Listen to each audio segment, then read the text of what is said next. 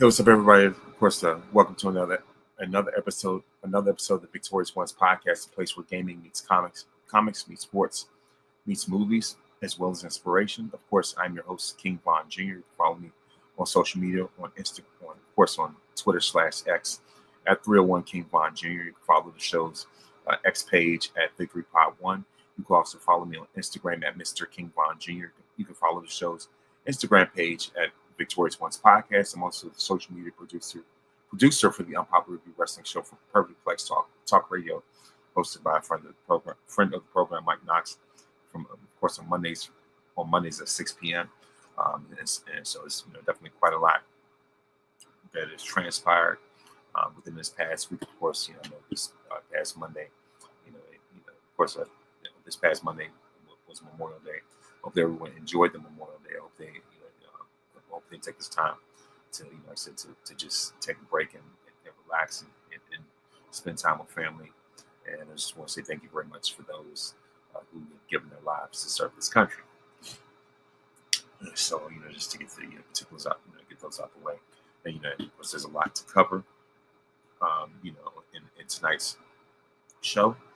Of course, for one, I don't definitely want to talk about, of course, talk about the events going on in culture, if you will, and so definitely going to dive into the review of Lilo and Stitch, which I saw this on Memorial Day, by the way. What else? Of course, in other Marvel, of course, in other movie news, especially when it comes to Marvel, talking about the impact of Avengers Doomsday. His sequel was, in the roadblock, if you will, a delay. I'm going to talk about, of course, the playoffs. When it comes to NBA playoffs, we're dealing with this conference finals that we're currently in right now, as well as a week of wrestling. When it comes to WrestleMania, going back to Las Vegas Part 2, and maybe beyond. Who knows? Of course, we're going to talk about Saturday night's main event, NXT Battleground. This Seth Rollins faction, what they call it, maybe. Trick Williams making history with NXT, and just this NXT just shuffling and shakeup that we're dealing with right now.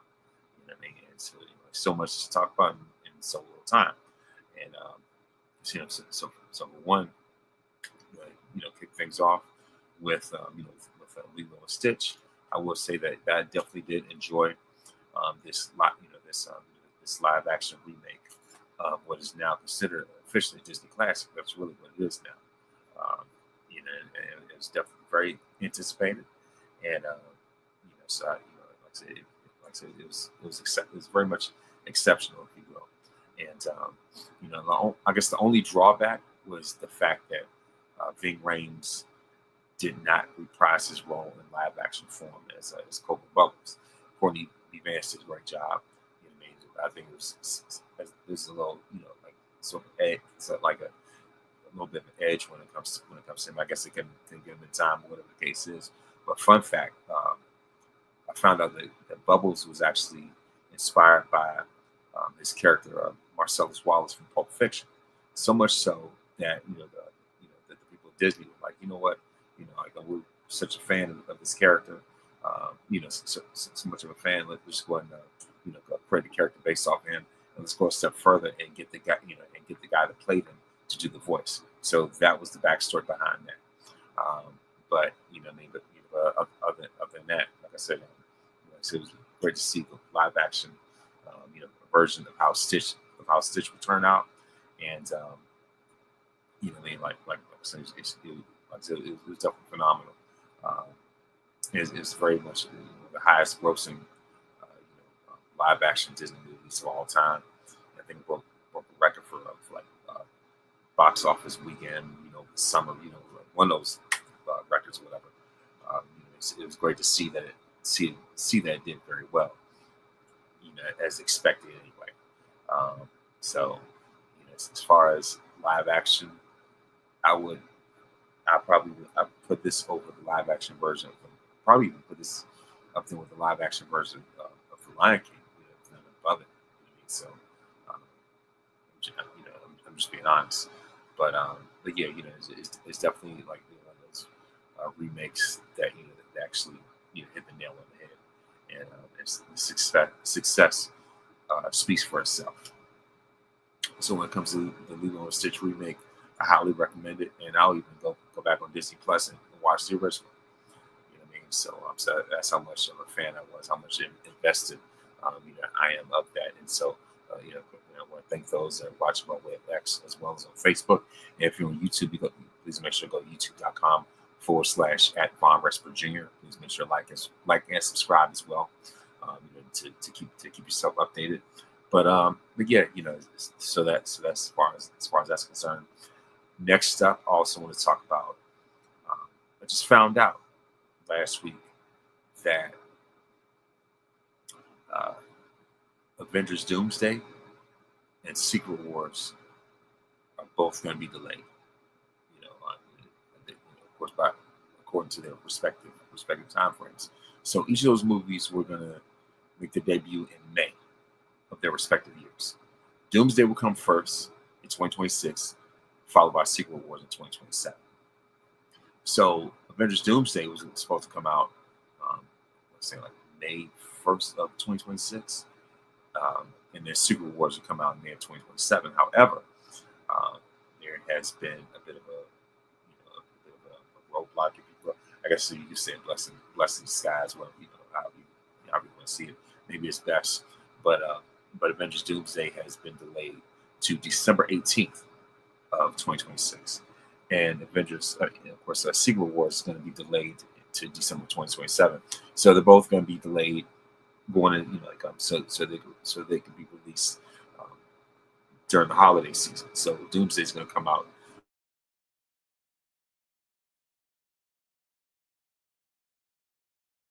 It's probably like December 17th of 2027. I want to say, but I know for sure that that it's already. So, you know what? Let me try one more thing. Sorry about that. My connection's not dropping right now. Let's see. Here. All right.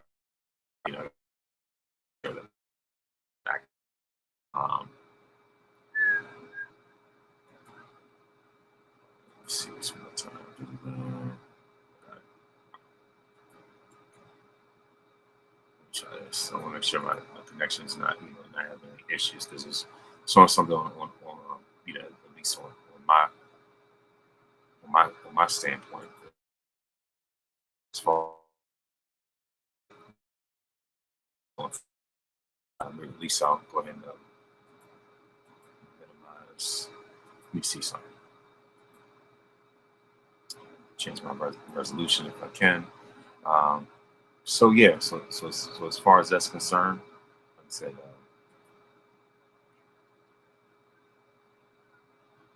hold on for a minute. Let's see if I can change the resolution of this, making sure that, that my signal isn't acting up. But yeah, so so as far as that, yeah, my father just want to make sure I had a solid, consistent connection, at least on the other end. But yeah, like I said, when it comes to Avengers Secret Wars, as far as the movie is concerned, the release date, yep, December 17th, 2027.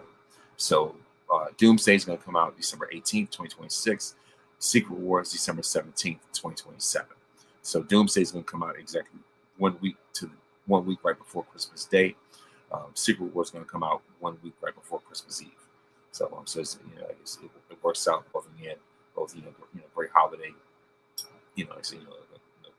great holiday treats, great gifts, if you will. You know what I mean? Quite a movie gift. That's definitely a movie gift. I could definitely give somebody, as well as myself. You know what I mean? And so that's what it is with that. And however, Spider-Man, brand new date is still slated to release next summer. Summer of 2026. So that has not been put on hold. But it's just, I find it funny that GTA 6, even though it's been delayed, it's going to be coming out before Doomsday. And with all the GTA 6 memes about it being delayed, so that's going to be delayed until May of next year for GTA 6. You know what I mean? So that's not a lot, but yeah, so that's what that is. And so as far as that, I don't really have any complaints about it. You know, you know what I mean. So like I said, for me, for me personally, I don't really have too many complaints about it. At first, there was news saying that they were shooting Doomsday without a script, and pretty much saying that they were going to do it kind of like freestyling, if you will. But with a movie of that magnitude, it would be best for them to have a script so it could be more polished and more fine tuned and just especially with the material that that they have to deal with. And I would think that it would definitely be a better service for them to to have a script and really just make sure they take their time and have this done. And make sure it's done properly, and just give fans like myself and others the best quality product and presentation that they could possibly give. So with that, hey, I'm not complaining about it. You know what I mean? And so now, when it comes to when it comes to the NBA playoffs, the Indiana Pacers are officially up 3-1 over the New York Knicks. So it's definitely a break up nation, one game away from the NBA Finals. And now here we have, of course, literally as of this recording right now, coming up, we're going to have the Timberwolves versus the Thunder, the Minnesota Timberwolves, excuse me, versus the Oklahoma City Thunder. And so so now this is game 5 with OKC being up 3-1 themselves. And of course, congratulations to Shai Gilgeous-Alexander, SGA, for winning the NBA's Most Valuable Player Award, MVP, for leading the league in scoring with over 32 points per game. And he is now the third player in OKC history to win the MVP award. The first being Kevin Durant in 2014, the second being Russell Westbrook in 2017, and now it's SGA in 2025. Very elite company, and this is, and this is also the best record that OKC has ever had. And that speaks volumes, considering the previous 2 MVPs, as they're both top 75 players of all time, future Hall of Famers, bona fide. But for someone like SGA to have the success he has, and for OKC to make the history that they're making right now, is absolutely remarkable. So of course, my hats off to them, and just and this is, and whoever wins these series, this will be the first time for each of these star players that they've ever been in the NBA Finals, of course. So even though Indiana, we have Siakam, who has a rank from Toronto, but generally speaking, like the featured players, set from SGA, Ant-Man, Halliburton, Jalen Brunson, whoever wins these series, this will be their very first finals appearance in their careers. And you can definitely tell that the NBA is definitely pushing the reset button, a hard reset button. For there to be no top 75 players in the finals at all, or even in the conference finals, let alone the finals themselves. And it just goes to show that the NBA is going through a lot of parity right now. And somebody joked and said that CJ McCullough got tired of the Warriors bullying him all the time. So and now that he's in charge of the President of the Players Association, I guess this is his sort of revenge, if you will. And this is if that's the case, this is definitely quite the revenge. It's quite the revenge tour, if you will. Shout out to Liv Morgan, and also there was a video I was talking about that. And I thought about it, and they were saying because it's parody, you have guys like Giannis and Joker who are, pretty much when it comes to players like really at their absolute prime, in my estimation, they're probably like the top two right now, top two international players in the league, two of the top five international players of all time.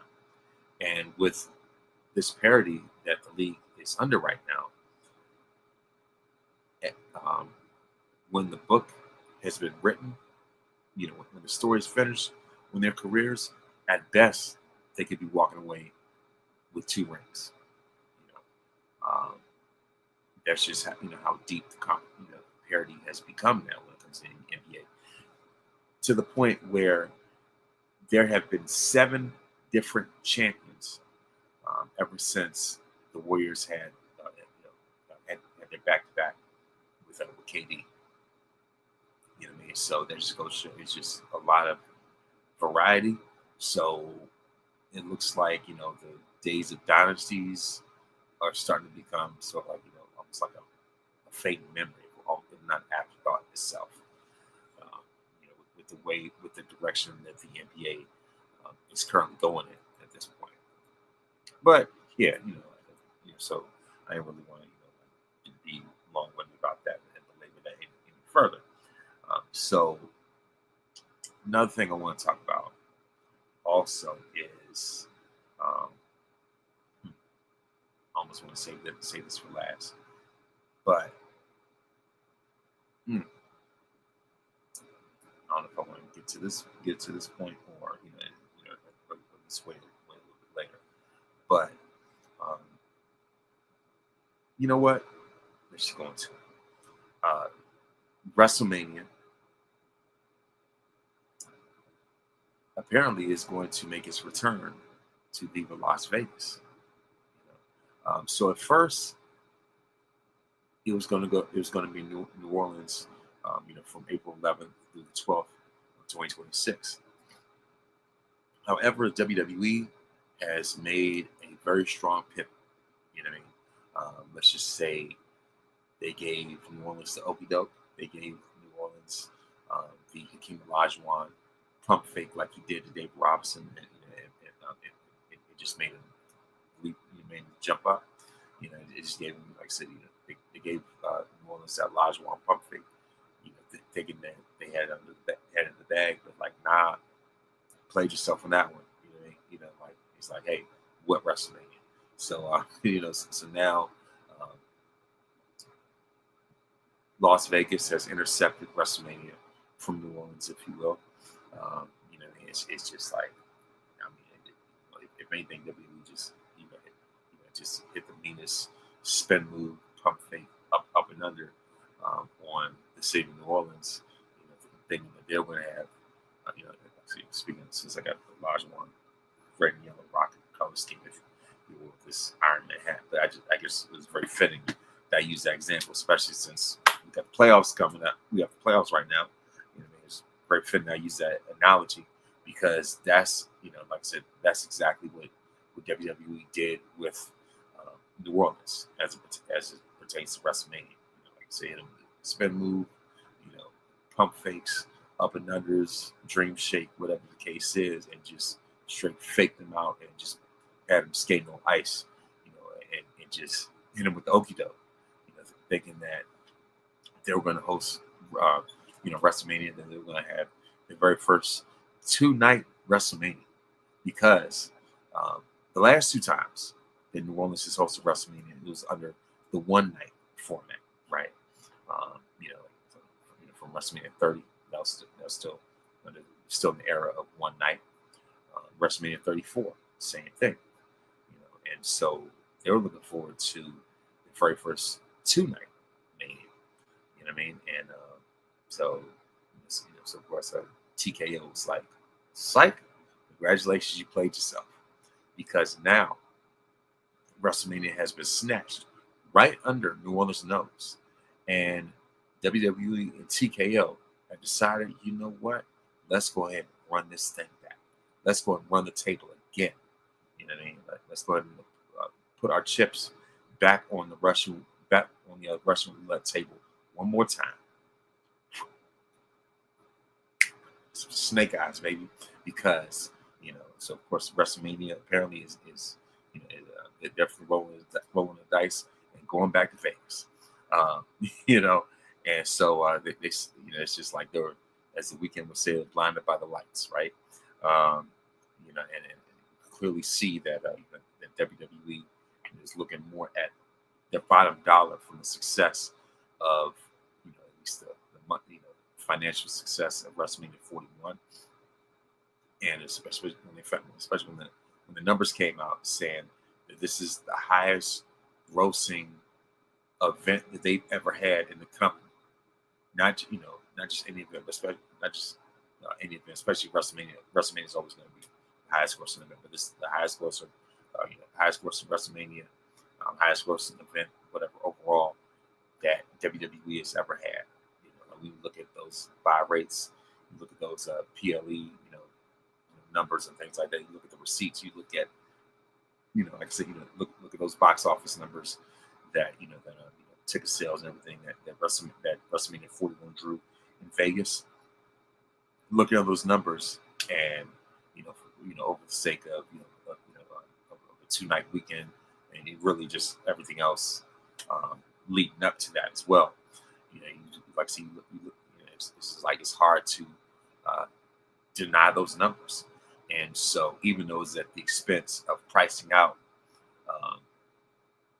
their long time, hardworking hardcore fans who spend so much time, spend so much money, put so much money in the company's pocket.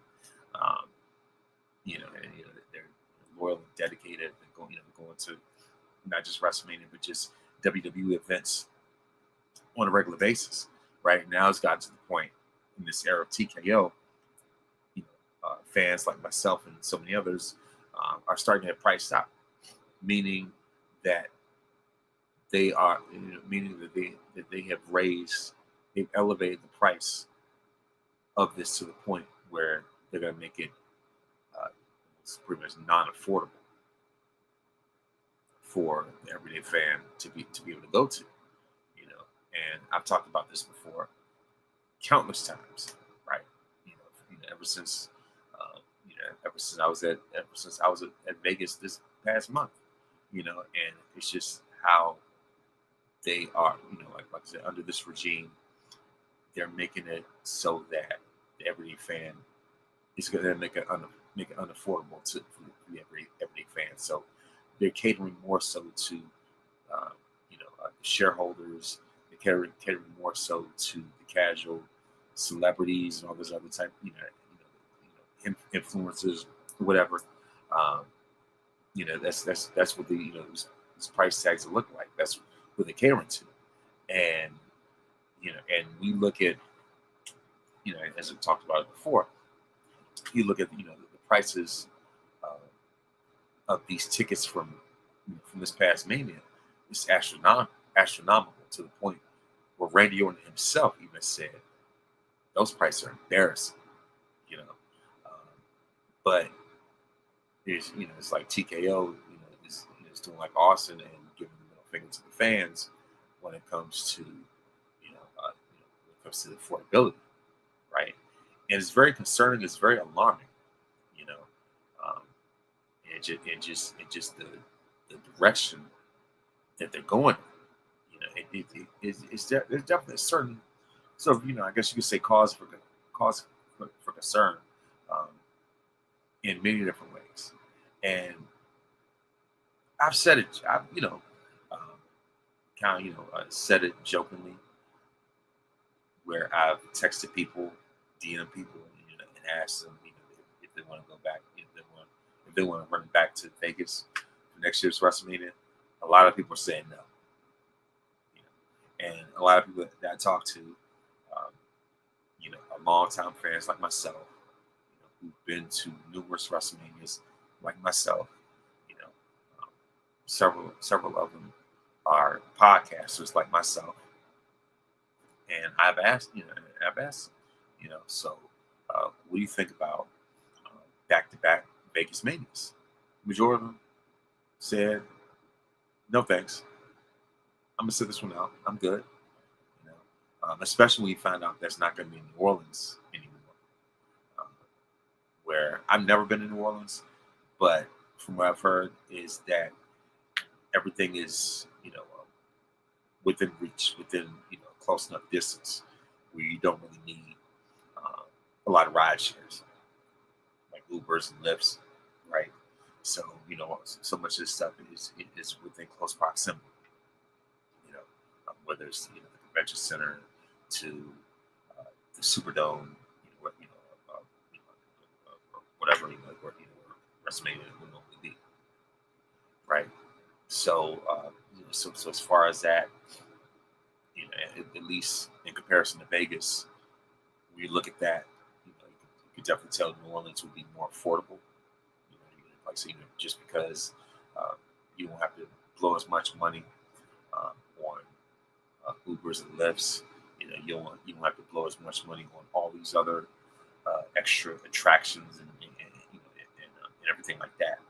Whereas in Vegas, it is just like just snatch, I mean, it was just gimme. You know what I mean? It's like those prices, Vegas, they were like the hamburger out there. You know what I mean? It's just like they were just, just digging in the pockets, just reaching in the pockets each and every time. Like all these different prices, all these different events, like these after parties, like WrestleMania After Dark. You know what I mean? Which really didn't have to be needed. I mean, I said it before, unless unless WrestleMania After Dark was going to be like $25, you know what I mean, or even 50, I would be like, hey, all right, cool, whatever. Not like $100, $200, whatever the case was.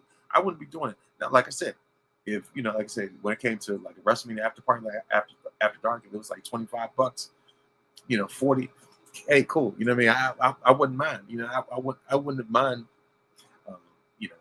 Going to a hangout spot right after WrestleMania, where like where I could party with Liv Morgan and Raquel and all of them. You know what I mean? Hey, I would have been cool with that. I would have been fine with that, right?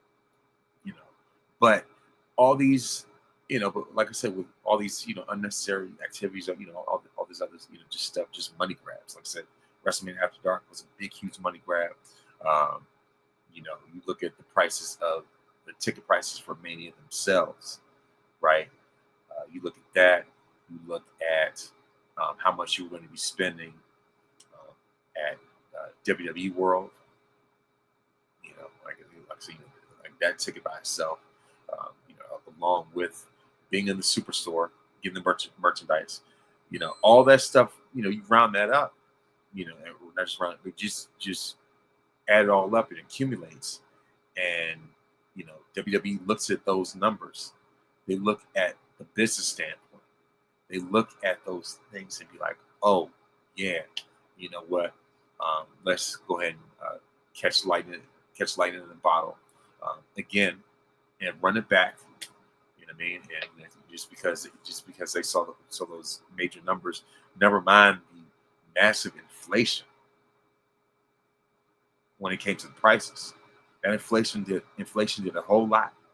Even though that there are a lot of fair share of pretty insane fans who had no mind, who had no problem, who would not mind, who had no problem, uh, blowing a stack on a Mania ticket, or some, VIP package or whatever the case is. Like, really, you know what I mean? So they look at that,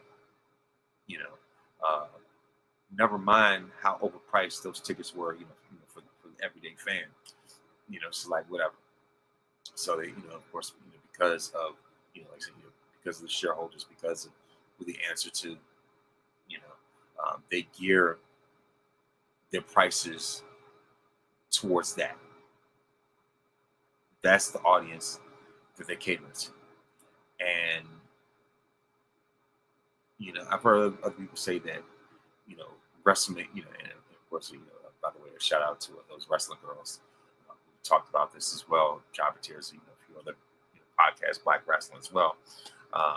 Who shared their concerns about, about going back to Vegas. Just because there is so much to do in Las Vegas.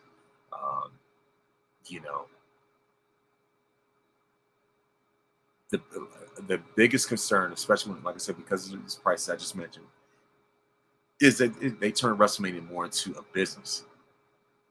I mean, it is a business. I mean, of course, all this stuff is a business itself, but you know,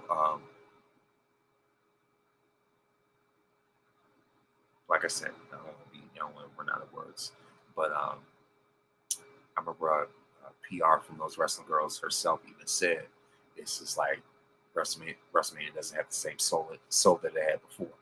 You know what I mean? It's like I said, it's just like WrestleMania. Like I said, just when it comes to Mania, when it was in Vegas, it didn't really feel that personal. It didn't have a lot of soul to it, and so I see where she's coming from. Because it didn't really feel as, I guess you could say, interpersonal, if you will, where it, like I say, where it was, like I say, just more so just massive. It really became more of just this, just this machine more than ever before. To the point where it's just like, certain things didn't really connect the same way, right? The experience didn't really connect the same way as other WrestleManias, to the point where I've even, I've seen somebody posted social media on Twitter, and I even, I shared it too.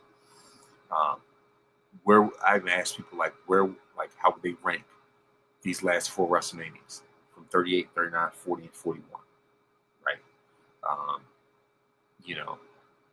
The first 3 are pretty interchangeable. Generally, it's usually like 40 and 39 are like the top 2 interchangeable, and 38 would be number 3.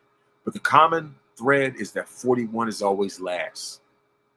So in 38, 39, 40, 41, this one in Vegas is always ranked last.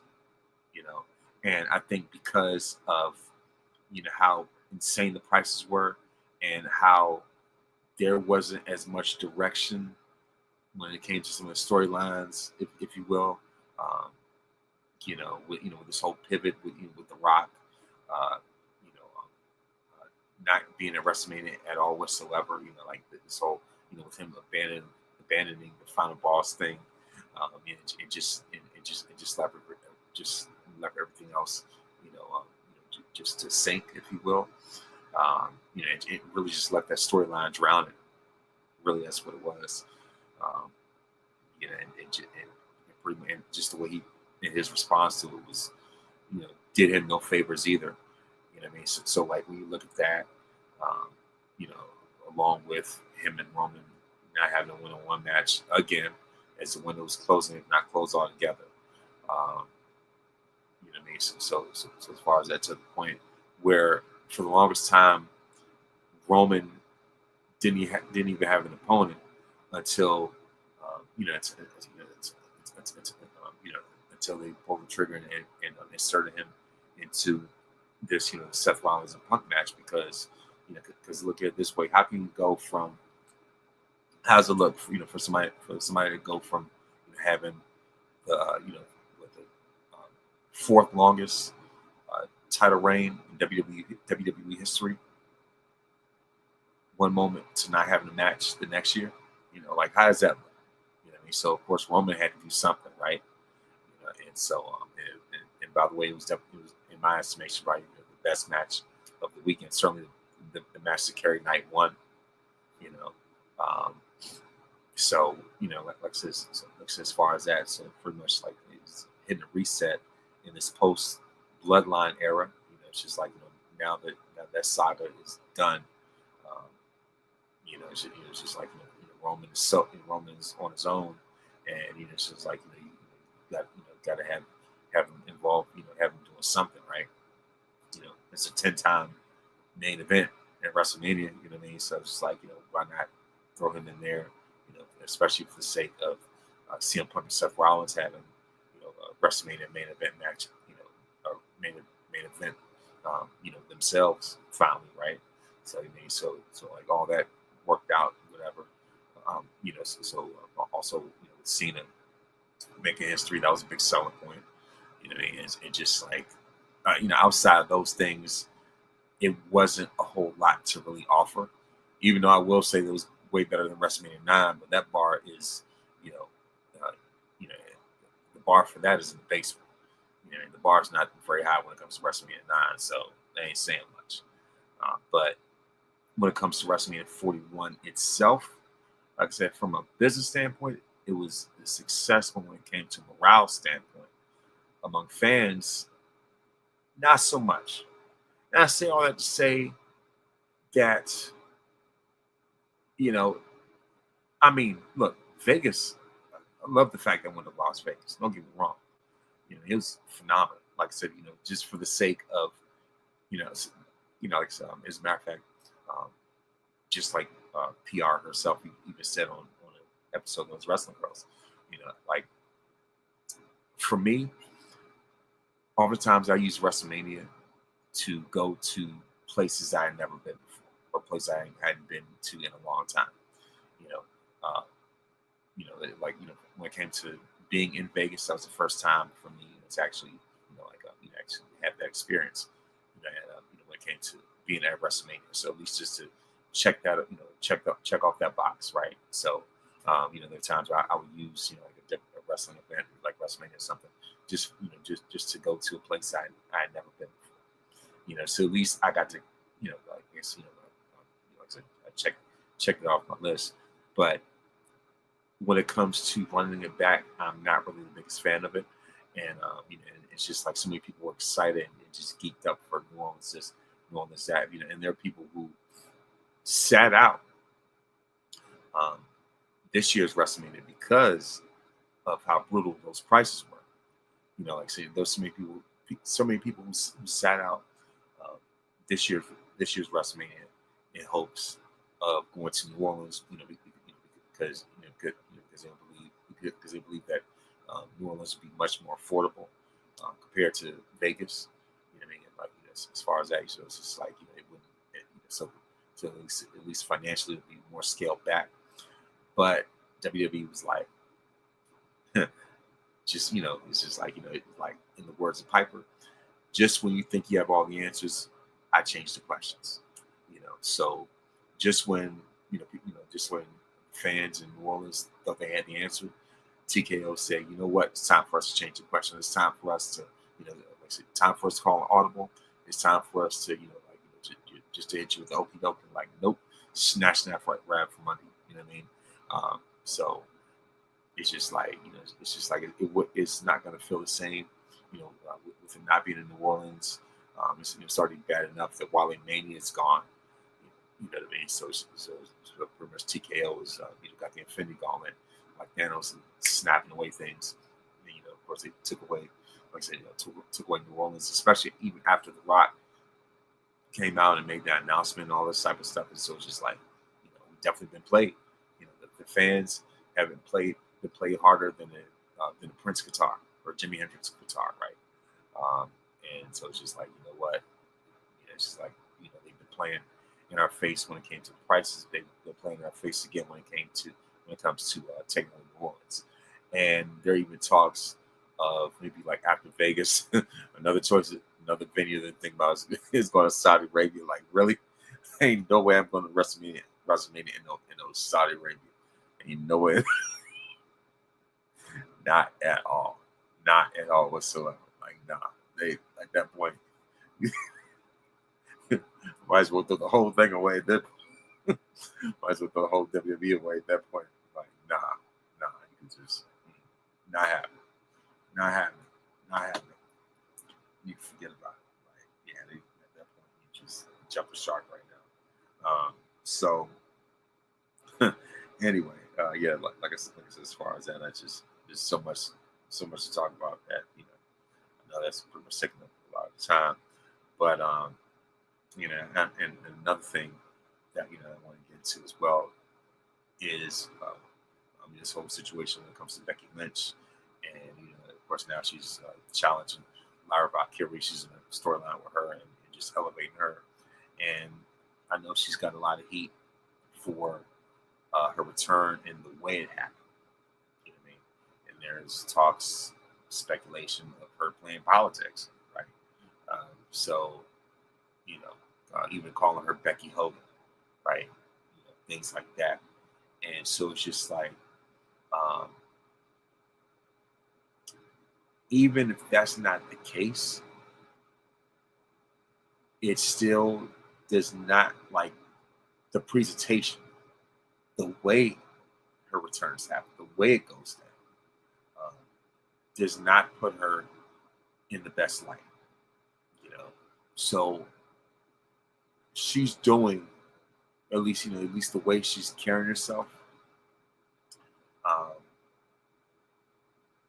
is very reminiscent of what she's criticized Charlotte for. Um, so it's just like almost like when Revenge of the Sith, when Obi tells Anakin, you become the very thing that you hated, right? Could this be the case that Becky has become the very thing that she hated in Charlotte? Um, where for a while, for the longest time, it seemed like going into becoming the man, Becky was the the consummate underdog. Becky was the anti-establishment, um, me against the world type of thing, and so now that she's now that she's at the top of the mountain, she's gone. You could say that she's gone from being anti-establishment to being the very establishment itself. Only difference is that Becky, um, was not born into, a wrestling dynasty.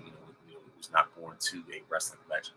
So the only, only difference that people see is that Becky does not have the historical lineage that Charlotte has.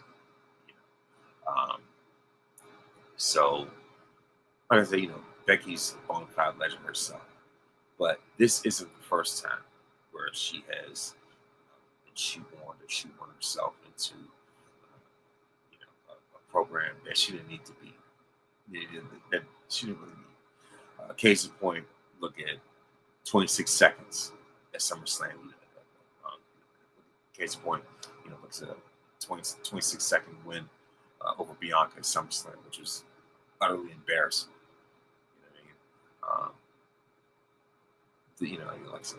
So like when it came to Becky, making returns and putting herself in a title picture, that right there, that first experience alone was rubbed a lot of people the wrong way.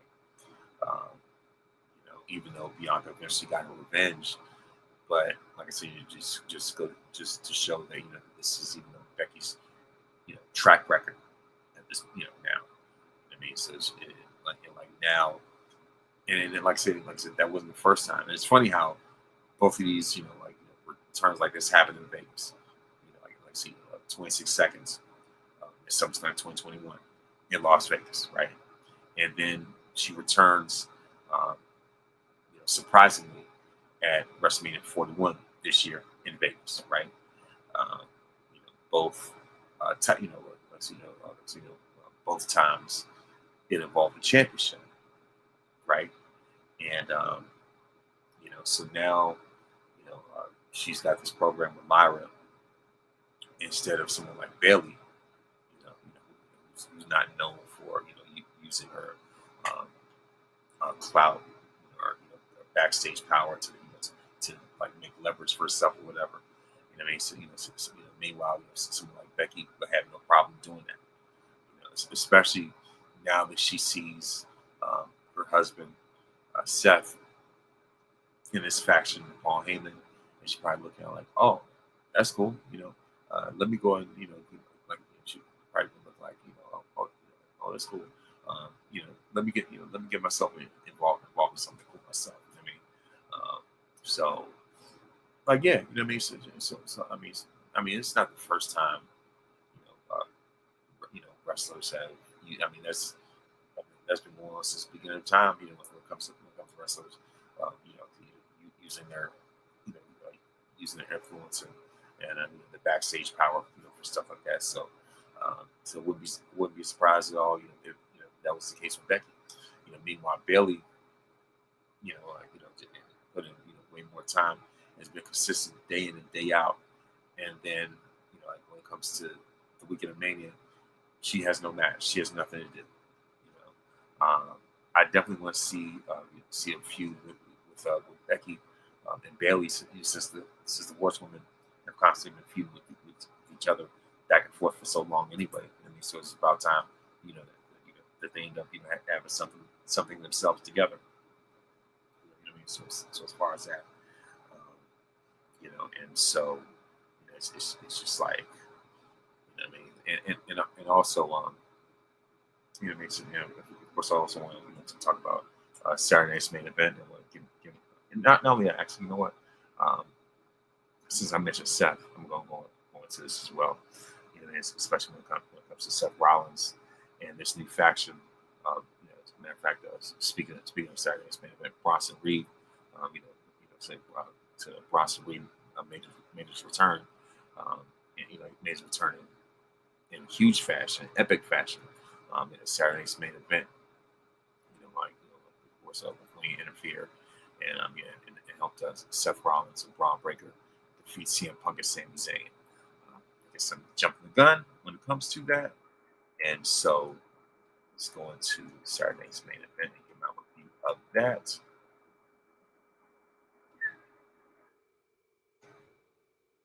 So Saturday night's main event. It says that according to Fightful, of course, May 24th, this past Saturday's episode, Saturday night's main event, drew nearly 2 million viewers on NBC. So we'll go into the results of this. 2 million viewers. Only scored 0.54 rating, 18 to 49 demographic. Yeah, so as far as matches, so all right, I'm going to go into this card. I don't want you to take up any more of your time. To a certain event, and it was only like 4 matches anyway. And those 4 matches included, Seth Rollins and Bronson Reed. I mean, Seth Rollins and Braun Breaker versus CM Punk and Sami Zayn. And it's Seth Rollins and Braun Breaker defeat Sami and Punk with the return of Bronson Reed. So as far as that, of course, we also see Jey Uso defeat Logan Paul to retain the World Heavyweight Championship. Even though it's pretty clear that John Cena has aligned himself with Logan Paul, and how Cena, I've Cena brought up how talking about how embarrassing it would have been if Jay lost to a YouTuber. It's just like, wow, pretty much the way Cena said it, pretty much running from filth. So but as far as that, like I said, Jay said defeats Logan Paul, Seth Rollins and Braun Breaker defeat CM Punk and Sami Zayn. Of course, Cena himself defeats his number 1 fan, R-Truth, to retain the WWE Championship. So there's no way in the world R-Truth was going to be beating John Cena of all people, for no championship. So that was pretty obvious. And of course, we have Damian Priest defeat Drew McIntyre in a steel cage, and it's funny how shout out to Jesse Ventura. It's just like the way it ended. With Damian Priest just casually, walking away. Just casually, walking out the cage. Without like climbing over it or whatever. Without like any real brutality or whatever. And just you can tell that Jesse's really old school. He held nothing back with his commentary. I thought it was great though. But yeah, So as far as that, and it's funny how Drew McIntyre, has all this trash to talk, whatever.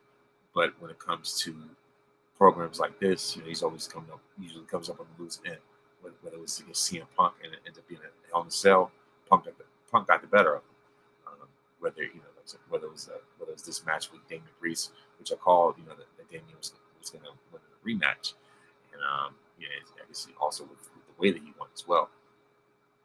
So it's just like, by the point, Drew, always gets somebody's always getting shut Drew's mouth up. So it's just like all bark and no bite at this point. But yeah, so as far as that, when it comes to Saturday night's main event, I mean, pretty much what it was, and Cody Rhodes, of course, Cody Rhodes made his return. So now it's, I want to say some money back. I want to say eventually, eventually it's going to be Cody Rhodes teaming up with Jey Uso against John Cena and Logan Paul. So that is what went down, for Saturday night's main event, and of course now this faction, this Seth, is being established more than before. Um, as a case you would call it, I guess Seth Rowe, if you will, Paul Heyman, even shared, this photoshopped death row, picture, if you will, of him, Seth, Braun, and Bronson. You know what I mean? Copying, the bloodline version of that photo. I would say that the bloodline did it better. You know what I mean? And now it's just a matter of what direction this faction is going to go. You know, um, even though Seth is clear cut the veteran, he's head and shoulders above both of them. But in terms of championship success, this is like, where do we go from here? Because when we look at what Heyman has done for the careers of Punk and Reigns, did miracles. Like CM Punk had the longest title reign of his career. Roman Reigns had the longest title reign of his career as well. And do we see Seth having a lengthy title reign like that? That's what I'm looking at. Is it going to turn to something like that? I don't know. There's part of me that actually kind of doubts it. You know what I mean? As far as that, it's just like, Seth Rollins really doesn't need a mouthpiece. Such as Heyman, to really talk for him. But I'm very interested to see where this goes, because I know, for one, it's definitely going to elevate Braun Breaker and make him the breakout star, if you will, like the breakout rising star, or whatever. And so and it's going to make Bronson Reed really more the monster that he can truly be, right? So that's how I see it. How I see it from that standpoint. And then we'll go into NXT Battleground. And when I say NXT has been going through quite a shakeup, not just from Battleground, but just from their programming itself overall. NXT has really been taking some shakeups. So we're going to the results for NXT Battleground. We have Ricky Saints versus Ethan Page for the NXT North American Championship. And the winner of this match and new North American champion, all ego, Ethan Page.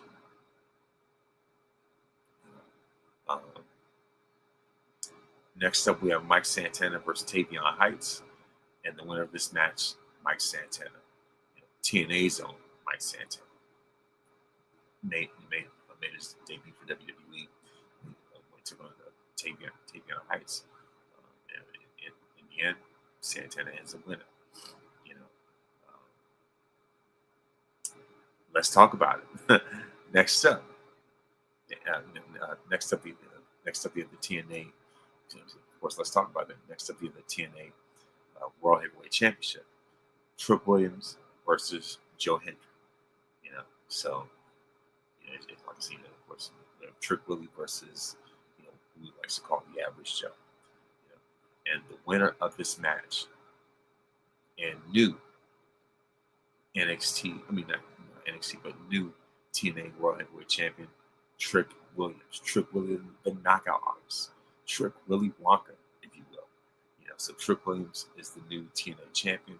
And so this history, for the first time that we have someone from WWE over to the TNA side and win their championship. That's been unheard of. So at least like the first chance that could have happened would have been between Obafemi and Moose, but Oba was like, "Not on my watch." So Trick Williams makes history as the first NXT star to win the TNA championship. Congratulations to him. You know what I mean? So it's just like he's continuously building up his resume. Um, you know what I mean? So like I said, no real surprises. So like I said, Trick Williams, the knockout artist, ends up winning. Congratulations to him. Then we have Tatum Paxley versus Jada Parker. The winner of this match, Jada Parker. Then we have Dante Chen versus Jasper Troy on this match. I mean, on this card, we have it's the winner of this match, Jasper Troy. And actually, you know what? Like I said, and of course, when it comes to the women's, you know what? Somebody look at the wrong thing. Also, also when it came to NXT Battleground, Obafemi defeated Miles Bourne to retain the NXT Championship. Like simple, see the NXT results. But yeah, like I said, we'll go into this more so. Go back to Battleground. Like I said, I already mentioned some of those other stuff.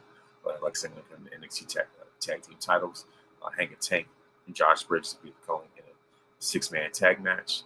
Of course, Stacks defeated Tony D'Angelo, surprisingly. Of course, the NXT Women's Championship match, Stephanie Bakir defeated Jordan Grace. And of course, with the NXT champion, Obafemi flattened Miles Bourne. But of course, congratulations to Miles Bourne for having that title shot. Trick Williams, like I said, Trick Williams, knockout artist, defeated Joe Hendry for the TNA World Championship. And so that was the main event of Battleground, was Trick Williams with the TNA title. And right before that, Obafemi defeated Miles Bourne to retain the NXT Championship.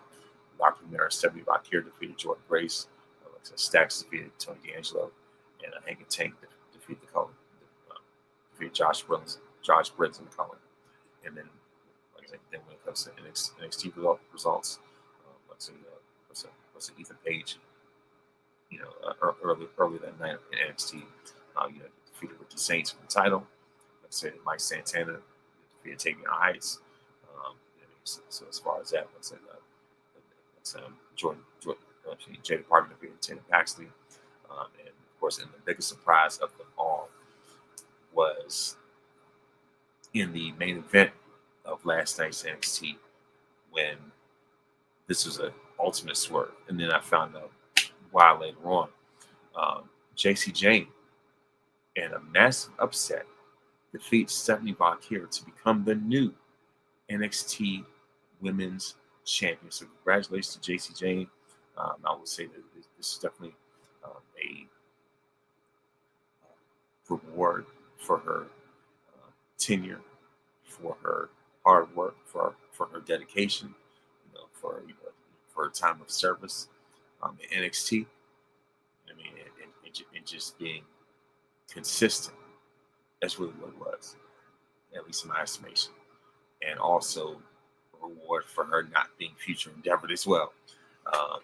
So it's just like, I can see just to add more credibility to Fatal Influence. I mean, for them to be taken more seriously. So that's the way I see it. I know I was one of those main people that was like, what are we doing here? I saw last night, I said, no way. You know what I mean? Like, it's like Stephanie and Julia, for me, were 1A and 1B when it came to the women of NXT. And I felt as if Stephanie was going to lose the title, it would have been to Jordan Grace, right? I was thinking that, just for the sake of Stephanie potentially having a longer title reign. But it was like, you know what? Let's just go and get this dream match out the way right now with Jordan Grace. And then, then she goes into the match with JC Jane. I thought it was just some type of filler, right? And Stephanie just rushes into the ring, didn't even announce her whatsoever. And it's just like, she's like, all right, let's get straight to action. But I just like going to like starting off there was something off when it came to Stephanie anyway. I was like, if they really, I was like, no, there's no way they're gonna let this happen. But then they pulled the trigger. It's like, oh, and then there's another thing I found out is that Jordan and Stephanie um, reportedly will be going to the main roster. I think of course now I see why Stephanie dropped the title so soon. And when you look at it, the main roster definitely needs help, especially with with Bianca being sidelined. You know, uh, they talk about pulling the trigger quickly, like man. So I mean, of course, Roxanne is already on the main roster right now. So Roxanne and Julia are both on the main roster. So now you're bringing up more NXT women, especially when it came to two of the biggest recent signings, Stephanie Vacquier and Julia. Not Stephanie Vacquier, Stephanie Vacquier and Jordan Grace. So I was like, oh yeah, so they're really beefing up the women's division on the main roster. So all right, cool. And my thing is, as long as the end game is for someone like Lash Legend to finally win the NXT Women's Championship, at least some kind of title. You know what I mean? So hopefully she'll be the one. Hopefully she'll be the one to dethrone JC Jane and Fatal Influence. That's just my expectation. That's just my. So as far as that, that was definitely quite the shakeup in NXT. Trick as the TNA champion, JC Jane as the new NXT Women's Champion, Ethan Page as the new Miz North American Champion.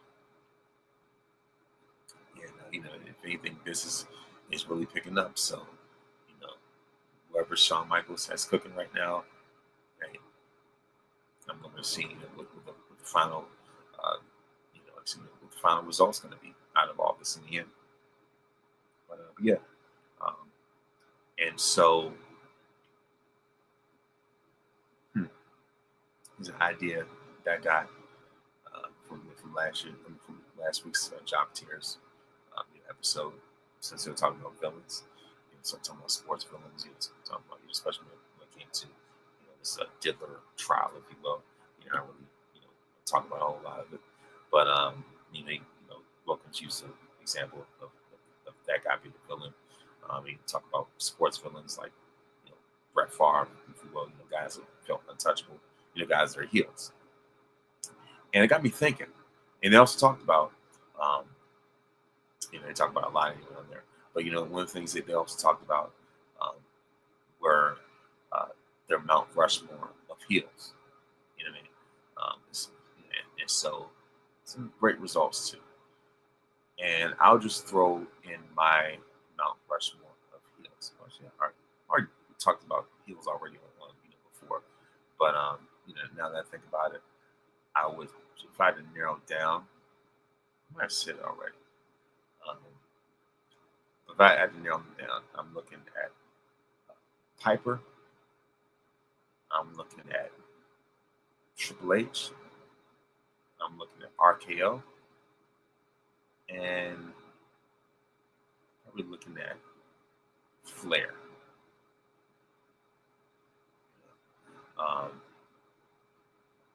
If I had to narrow down to four specifically, when it comes to villains, like I said, I mean, even though you have someone like Edge, that definitely comes to mind. Rated R, Ultimate Opportunities. But I think when it comes to villains, I think those main four that I just mentioned are just going on a different level altogether. So,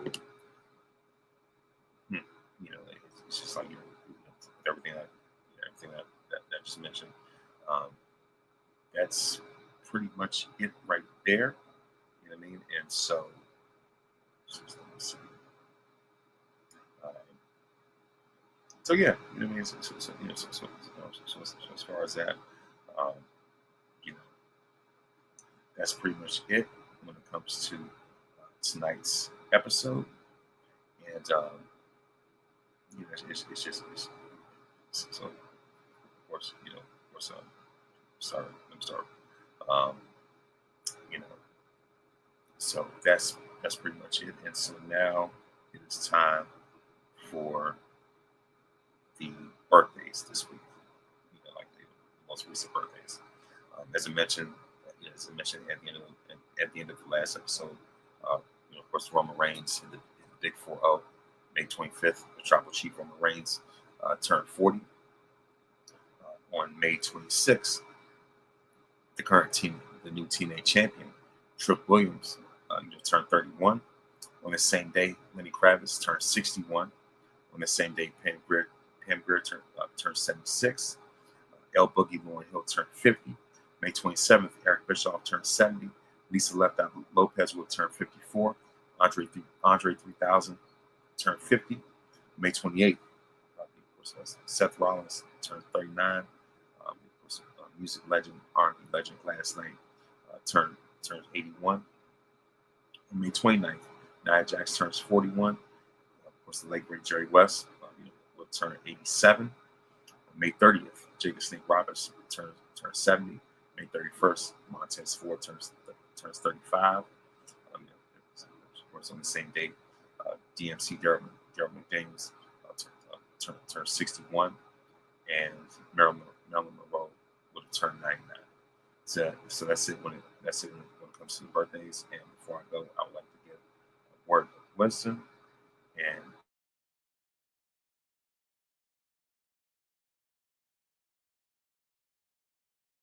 so about that, my fault. Sure. All right, my bad. About to close it anyways. Like I said, my word of wisdom is my word of wisdom is this. The same way that Jesus same way that Jesus led the blind man out of that state of the place of his blindness, and told him not to go back. You know, uh, God wants to lead you out of God wants to lead you out of the place of your blindness and to never go back. Not only does not only will God give you new sight and new vision, but He also leads you away. He'll also direct you to not go back to the place where you were blind before. So not only will God give you healing, not only will He give you new vision, but He will also direct you to not go back. He also wants you to not go back to the place where you were blind. So that makes sense.